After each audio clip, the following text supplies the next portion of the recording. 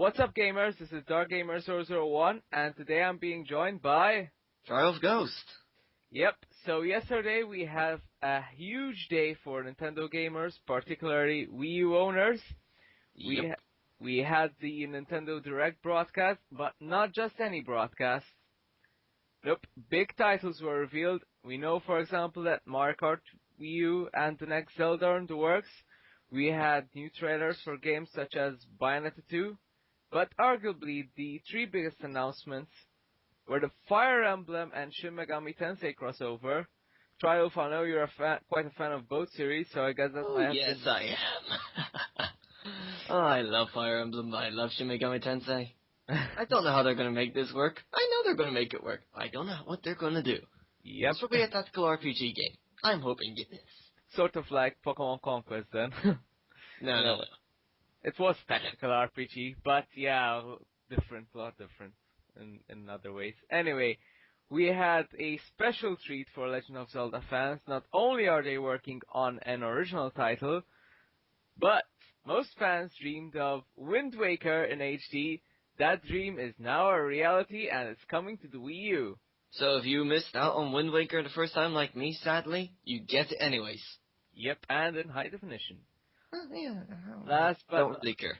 yeah, No, graphics don't make the game. But anyway, last but not least, we finally got a glimpse of the RPG that Monolith Soft have been working on. So Monolith Soft are famous for games like the Xenosaga and recently the critically acclaimed Xenoblade Chronicles. They've also worked on titles like Project X Zone, finally coming to the West, and and The Legend of Zelda Skyward Sword. But anyway, on to the trailer, which we're going to analyze today. Well, sorry we took our time to get there. Yep. What's immediately apparent is the beautiful visuals and the sheer scale of the map. So some of the guys working on the team are mentioned. First up, we have Kunihiko Tanaka. He's a manga artist who's worked on Xenogears and Xenosaga characters. And if you can't guess from what that means, he's also the character maker of this game. Yep. Anyway, back to the game itself. We have the first glimpse of what looks like a chat log. This might point to the game being an MMO. But we both highly doubt that. Yes. Besides, this chat log only appears in some of the footage, so I presume it's just pointing Actually, out... from what I saw, it only appeared at one point. At one point, yeah, exactly. So I presume it's just pointing out the fact that the game has an online multiplayer aspect. But So maybe Monster Hunter, maybe. Yeah, sort of like Monster Hunter, where you have the single player and the multiplayer options. There's nothing wrong with that. I just hope the focus remains on the single player story rather than the multiplayer. Same here. We can also see the battle interface, which looks a lot like the one in Xenoblade Chronicles. If the battle system is like that game, I'm not complaining personally. You know what they say? What's not broken, don't fix. We have machine guns here, so maybe the combat's a bit more fast-paced, but pretty similar to the one we had in Xenoblade. And also some new skills by the scenes of it. Some skills that make you jump up into the air, some skills that make you do rapid things, and healing skills again. Thank God for those. So we have another staff member. The music is composed by Hiroyuki Sawano. He's noted for his music in Blue Exorcist and the Gundam series. Maybe that's why there are mechs in this game. About mechs, from the looks of it, that's why the map is going to be much bigger. And since there's going to be mechs, we know there's going to be giant monsters. God, I hate that moment. And also, the mechs are fueled, so this makes it even more better. It's not like you can use the mech unlimited amount of times. You're going to have to actually get fuel for it. Yeah, we can also see how they influence combat, so you can actually fight in the mech, and also the exploration of what's looking to be a huge map. Well, Xenoblade already had a huge map, and that was running on the Wii, which, actually had technical limitations. The Wii U is, well, a next-gen system, so... Now, this is particularly interesting. We get a glimpse of a face that might be, well, is actually familiar to Xenoblade Chronicles players. Well, is this guy Shulk? I have to say it. Is he Shulk? He definitely looks like him, the protagonist of Xenoblade Chronicles.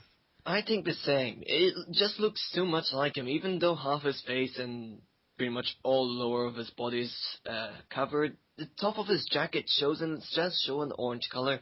The face looks the same, the hair, the eye, everything still looks like the same. So I definitely think it is Shulk. Well, if it is Shulk, then this definitely looks a lot like Xenoblade Chronicles sequel. Heck, even the landscape looks a lot like the Bioness Leg area in that game from some parts of the trailer. And also, a bit off track, but if Shulk and definitely is in this game, and if it is a Xenoblade Chronicles sequel, I bet we'll see Shulk in the next Super Smash Bros. Too. It's pretty much given if he's in this game or is somehow related to this game in a big way. I think Because we never know, might be his kid that looks looks exactly like him. Fuck my spelling. Speech. Sorry, wrong yeah, again. Right. I think he'd make a good character for Super Smash Bros. He could, it could work, it couldn't work. Anyway, let's get back on topic before Yeah. people kill us.